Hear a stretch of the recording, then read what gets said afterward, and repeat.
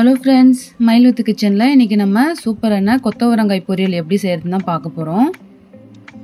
இந்த காய் பார்த்திங்கன்னா இங்கெல்லாம் கொத்தவரங்கான்னு சொல்கிறாங்க. எங்கள் ஊர் சைடெல்லாம் சிக்கடிக்காய் அப்படின்னு வந்து சொல்லுவோம். இப்போது இந்த காய் வந்து எப்படி செய்கிறதுன்னு பார்க்கலாம். ஒரு பாத்திரத்தில் நான் வந்து கட் பண்ணி க்ளீன் பண்ணி வச்சுக்கிற காயை வந்து கொஞ்சமாக தண்ணி விட்டு வேக வச்சுக்கலாம். இது கூட கொஞ்சமாக கல்லுப்பு சேர்த்துட்டு மூடி வச்சுக்கலாம். ஒரு 10 நிமிஷம் வந்து வேகட்டும்.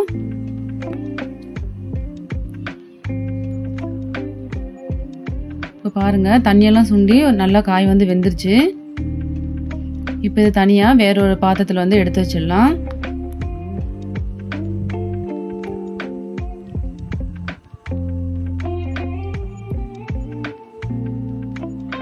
இப்போ ஒரு கடாயில் கொஞ்சமாக எண்ணெய் விட்டுக்கலாம். எண்ணெய் நல்லா சூடானதும் கொஞ்சமாக கடுகு, கொஞ்சமாக சீரகம், கருவேப்பிலை, தட்டி வச்சு பூண்டு சேர்த்துடலாம்.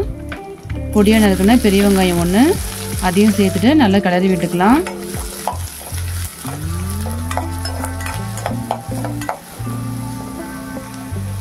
கொஞ்சம் வெங்காயம் வந்து பார்த்திங்கன்னா லைட்டாக வதங்கட்டும்.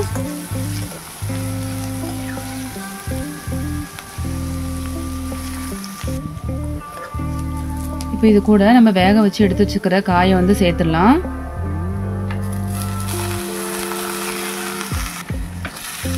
சேர்த்துட்டு நல்லா கிளறி விட்டுக்கோங்க.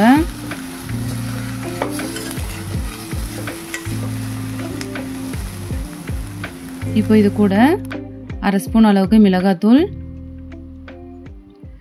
கொஞ்சமாக மஞ்சள் பொடி சேர்த்துக்கலாம், கொஞ்சமாக உப்பு.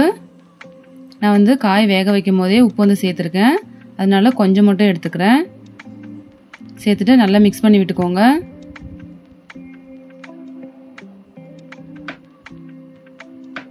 நல்லா மிக்ஸ் ஆயிடுச்சு.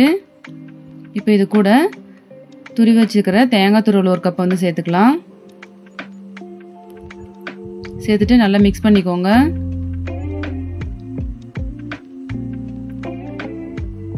இந்த கொத்தவரங்காய்க்கு பார்த்தீங்கன்னா தேங்காய் வந்து கொஞ்சம் நிறைய சேர்த்துக்கோங்க, அப்போ தான் நல்லாயிருக்கும்.